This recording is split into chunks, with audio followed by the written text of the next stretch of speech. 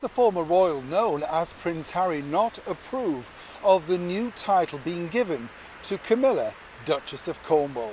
Hi, good morning, Neil Sean here in the heart of London. Nice to see you today. Hope we're all doing well as ever. What sort of day are you having so far? Are you just getting up or are you going to bed?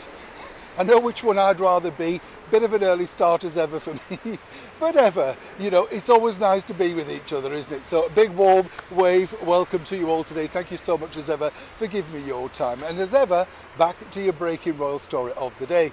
Big, of course, story so far this week from royal circles is that new title that Her Gracious Majesty the Queen bestowed on Camilla, Duchess of Cornwall. In fact, so keen is she that, of course, she decided to put it in written form, as is protocol, obviously.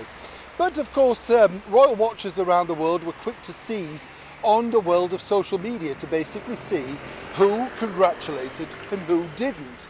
And of course the first people that they turned to, naturally, were the former royals now settled in California, known as Harry and Meghan, or Mr. and Mrs. Windsor, or sometimes, as they like to use those titles, the Duke and Duchess of Sussex.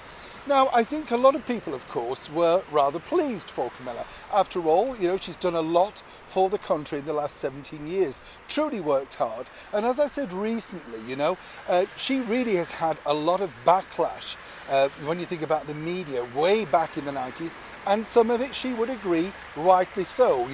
Everybody was in a very bad place back then.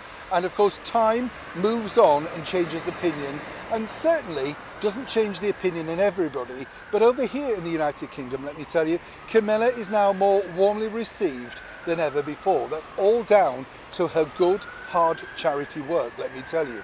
But of course, back to the title. Was everyone pleased? Well, we saw quite a few people on social media congratulating Camilla, but not everybody. People, of course, were on the outlook to see whether Harry and Meghan both congratulated Camilla. And obviously there was nothing. Now, there's two sides to this story. The bigger side is this, that as we've said here before on the show, and being as we are on this channel impartial, it doesn't really work, does it? Because if you're Harry and Meghan, if you ignore that, then you're seen as not being congratulatory. And if you do, then you're trying to hijack a royal function. So, I do see both sides. And then, of course, there was a situation from Camilla herself where she felt very put out because she saw in the Oprah Winfrey interview, of course, that Meghan claimed people weren't that welcoming towards her when she first joined the British monarchy. She had been more than welcoming. So, of course, a little bit of friction there. Insiders are saying that a lot of people are looking too deeply into this, but a very close source tells me that Prince Harry still has many reservations about Camilla on a personal level, but naturally wishes her well on a professional front. And of course it remains to be seen exactly whether they will say congratulations in public or indeed wait for that private meeting.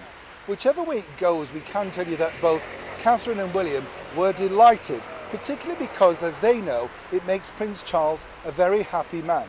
This is not decrying, of course, the late and beautiful Princess Diana, but as William often knows and has spoken privately about this, there are two sides to every story, and sometimes only one side gets played out in the media.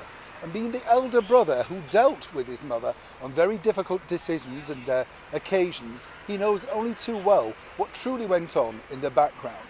So for now, we'll just have to wait and see whether Harry and Meghan decide to go public on this one. Either way, it's set to run and run. Neil Sean in the very heart of London.